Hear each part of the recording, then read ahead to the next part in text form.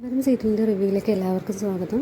കഴിഞ്ഞ എപ്പിസോഡ് നമ്മൾ കണ്ടതുപോലെ DYSP കാണാനായിട്ട് ശാരിക ചെന്നിരിക്കുകയാണ്. അപ്പോൾ ശാരികയോട് DYSP പറയുകയാണ്, ആംബുലൻസിൽ നിന്നും പിടിച്ചെടുത്തപ്പോൾ ഫോണിൽ സിം ഉണ്ടായിരുന്നില്ല എന്ന് പറയുമ്പോൾ അങ്ങനെ വരാൻ വേണ്ടി വഴിയില്ല, അത് സിം ഉണ്ടായിരുന്ന ഫോണായിരുന്നു, ഞാൻ ആ സിം നശിപ്പിച്ച് കളയണമെന്ന് പറഞ്ഞിട്ട് പറഞ്ഞിരുന്നതാണ്, അതൊക്കെ ചെയ്യാൻ പറ്റിയില്ല. അപ്പോൾ മിക്കവാറും അത് രാജീവേട്ടൻ്റെ കയ്യിൽ തന്നെയായിരിക്കും കിട്ടിയിരിക്കുക. ആംബുലൻസിൽ കയറി ഇറങ്ങിയ കാര്യം DYSP പറഞ്ഞപ്പോൾ അത് അവർ ഉറപ്പിക്കുകയാണ്. അപ്പോൾ കിട്ടേണ്ട ആളുകൾക്ക് തന്നെ അത് കിട്ടിയിട്ടുണ്ടെന്നൊക്കെ പറയുന്നു.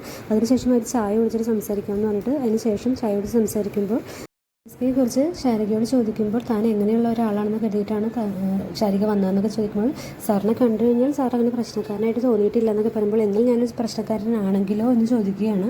അപ്പോൾ അങ്ങനെയാണെന്നുണ്ടെങ്കിൽ ഞാനിവിടെ തിരിച്ചു പോകുമ്പോൾ ഒരാൾ ജീവനോടെ പോവുകയുള്ളൂ, അത് സാർ തന്നെയാണ് ജീവനോടെ പോകുന്നതെങ്കിൽ മിക്കവാറും കാറിൽ കയറുന്നതിന് മുമ്പേ തന്നെ സാറിൻ്റെ നെഞ്ചിൽ വെടിയുണ്ട കയറും എന്നൊക്കെ പറയുകയാണ്.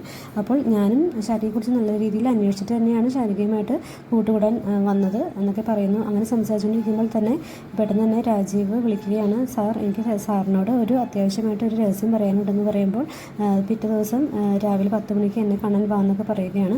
അതിനുശേഷം ആ ഫോൺ കട്ട് ചെയ്ത് കഴിയുമ്പോൾ ശാരികയോട് പറയുകയാണ്, നമ്മൾ ഉദ്ദേശിച്ച ആൾ നമ്മൾ അങ്ങോട്ട് തേടി ചെല്ലുന്നതിന് മുമ്പ് എന്നോട് ഇങ്ങോട്ട് വിളിച്ച് സംസാരിച്ച് കഴിഞ്ഞു എന്നൊക്കെ പറയുന്നു.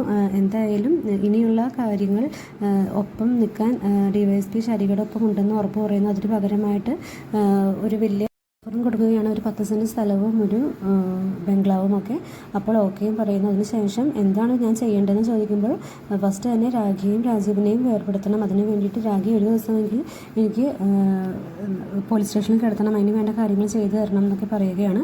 അതായത് ഇപ്പോഴും എൻ്റെ ഭർത്താവായ രാജീവിൻ്റെ കൂടെയാണ് താമസിക്കുന്നത്, അതിന് വേണ്ട കാര്യങ്ങൾ അത് തടയാൻ വേണ്ട എന്താണെന്ന് വെച്ചാൽ ചെയ്യണം എന്നൊക്കെ പറയുകയാണ്. അതുകൂടാതെ തുളസിയെയും ഇല്ലാതാക്കേണ്ട കാര്യങ്ങൾക്ക് സപ്പോർട്ട് അയക്കണം എന്നൊക്കെ പറയുമ്പോൾ അതെല്ലാം ഓക്കെ പറയുകയാണ്.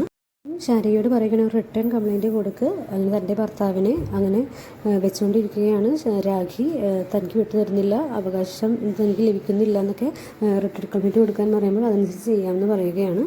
ശേഷം ഗീതയെടുത്തിയും അമ്മിണിയമ്മയും തമ്മിലുള്ള സംഭാഷണമാണ്. അവർ തുളസിയുടെ അപകടത്തെക്കുറിച്ചൊക്കെ ഡിസ്കസ് ചെയ്യുമ്പോൾ വളരെ പതുക്കെ തന്നെ പറയും, ഇവിടെ ശാരികയുടെ ചാരൻ എവിടെയാണുള്ളതെന്ന് പറയാൻ പറ്റില്ലെന്നൊക്കെ പറയുമ്പോൾ ഇതിനു മുമ്പ് ചാരൻ ഉണ്ടായിരുന്നു എന്നൊക്കെ ചോദിക്കുമ്പോൾ ജയശ്രീ ചേച്ചി എല്ലാത്തിനും ശാരികയ്ക്ക് സപ്പോർട്ടായിരുന്നു, അതായത് രാഖിയോട്ടുള്ള ദേഷ്യം നല്ല രീതിയിൽ തന്നെ ശാരികയ്ക്ക് അനുകൂലമായി നിന്ന് നമ്മുടെ രാഖി നല്ല രീതിയിൽ വിഷമിപ്പിച്ചു എന്നുള്ള കാര്യമൊക്കെ പറയുകയാണ് അമ്മിണിയമ്മ.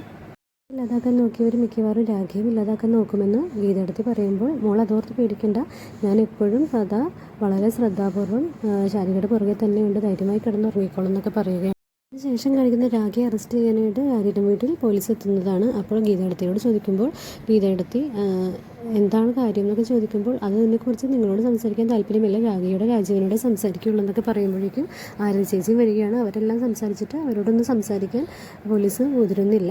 വന്ന് രാഖിയോട് പറയുകയാണ്, ഇങ്ങനെ റിട്ടേൺ കംപ്ലയിൻറ്റ് കിട്ടിയിട്ടുണ്ട്, ശാരിക നമ്പൂതിരിയുടെ കയ്യിൽ നിന്നുമാണ്, തൻ്റെ ഭർത്താവിനെ കിട്ടാൻ വേണ്ടിയിട്ട് പരാതി കൊടുത്തിരിക്കുന്നതാണ്, അതിനെതിരെ സഹകരിക്കണം, നിങ്ങൾ കൂടെ പോലീസ് സ്റ്റേഷനിലേക്ക് വരണം എന്നൊക്കെ പറയുമ്പോൾ ഇതിനു വേണ്ടി ഞാൻ വരില്ല എന്ന് ആദ്യം പറയുകയാണ്. അപ്പോൾ തന്നെ DYSPയെ വിളിച്ച് ചോദിക്കുമ്പോൾ അത് നോക്കണ്ട, യോഗത്തിലൂടെയാണെങ്കിലും കൊണ്ടുവരുന്നേ പറ്റുള്ളൂ, ഈ കേസ് നിലനിൽക്കില്ലെന്ന് നമുക്കറിയാം, പക്ഷേ പോലീസിൻ്റെ നടപടികൾക്കെതിരെ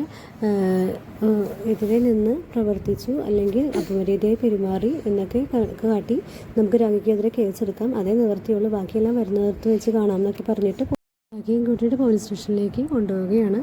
നമ്മൾ രാഖിയോട് പറയുകയാണ്, വല്ല ആവശ്യമുണ്ടായിരുന്ന കുട്ടികളെയൊക്കെ നോക്കിയിട്ട് ജീവിച്ചാൽ പോരായിരുന്നു, രാജീവിനെ സ്വന്തമാക്കാൻ വേണ്ടിയിട്ട് ഓരോന്ന് ചെയ്തിട്ടല്ല ഇപ്പോൾ ഇങ്ങനെ ഒന്ന് കിടക്കേണ്ടി വന്നതെന്നൊക്കെ പറയുമ്പോൾ രാഖി ചോദിക്കുകയാണ്, എൻ്റെ ഇഷ്ടമാണ്, ഞാൻ എനിക്ക് അവകാശപ്പെട്ടതൊന്നും ആർക്കും വിട്ടുകൊടുക്കില്ല എന്ന് തന്നെ പറയുകയാണ്.